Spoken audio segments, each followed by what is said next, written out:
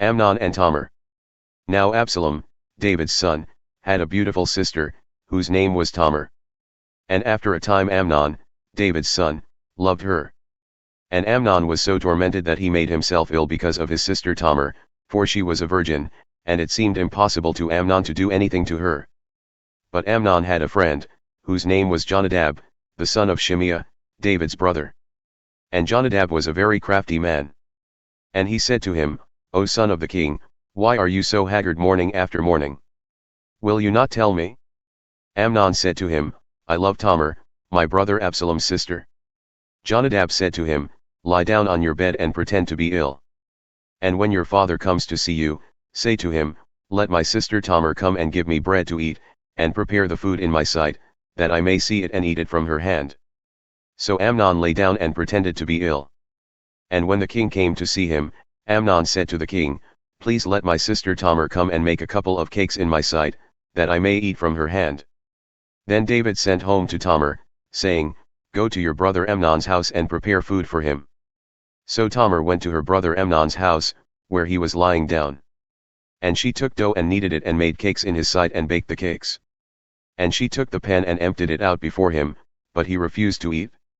And Amnon said, Send out everyone from me. So everyone went out from him. Then Amnon said to Tamar, Bring the food into the chamber, that I may eat from your hand.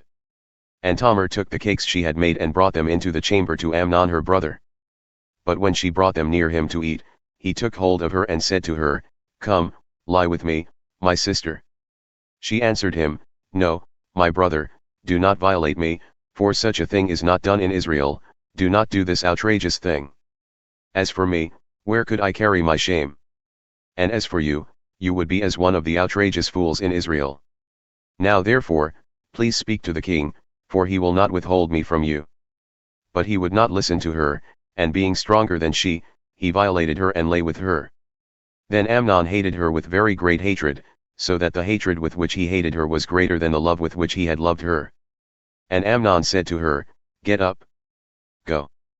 But she said to him, No, my brother, for this wrong in sending me away is greater than the other that you did to me. But he would not listen to her. He called the young man who served him and said, Put this woman out of my presence and bolt the door after her. Now she was wearing a long robe with sleeves, for thus were the virgin daughters of the king dressed. So his servant put her out and bolted the door after her. And Tamar put ashes on her head and tore the long robe that she wore. And she laid her hand on her head and went away, crying aloud as she went. And her brother Absalom said to her, Has Amnon your brother been with you? Now hold your peace, my sister. He is your brother, do not take this to heart. So Tamar lived, a desolate woman, in her brother Absalom's house. When King David heard of all these things, he was very angry. But Absalom spoke to Amnon neither good nor bad, for Absalom hated Amnon, because he had violated his sister Tamar. Absalom murders Amnon. After 2 full years Absalom had sheep shearers at Baal-Hazor, which is near Ephraim, and Absalom invited all the king's sons. And Absalom came to the king and said, Behold, your servant has sheep shearers. Please let the king and his servants go with your servant.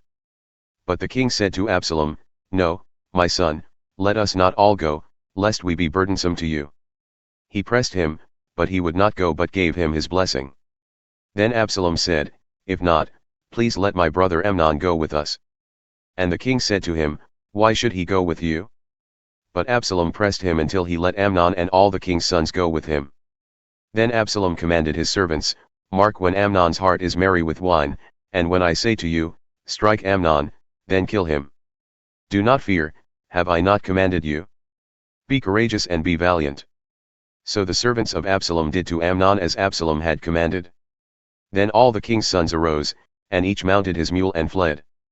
While they were on the way, news came to David, Absalom has struck down all the king's sons, and not one of them is left. Then the king arose and tore his garments and lay on the earth. And all his servants who were standing by tore their garments. But Jonadab the son of Shimeah, David's brother, said, Let not my lord suppose that they have killed all the young men, the king's sons, for Amnon alone is dead. For by the command of Absalom this has been determined from the day he violated his sister Tamar. Now therefore let not my lord the king so take it to heart as to suppose that all the king's sons are dead, for Amnon alone is dead. Absalom flees to Geshur. But Absalom fled. And the young man who kept the watch lifted up his eyes and looked, and behold, many people were coming from the road behind him by the side of the mountain. And Jonadab said to the king, Behold, the king's sons have come, as your servant said, so it has come about. And as soon as he had finished speaking, behold, the king's sons came and lifted up their voice and wept. And the king also and all his servants wept very bitterly. But Absalom fled and went to Talmai the son of Ammihud, king of Geshur. And David mourned for his son day after day. So Absalom fled and went to Geshur, and was there 3 years. And the spirit of the king longed to go out to Absalom, because he was comforted about Amnon, since he was dead.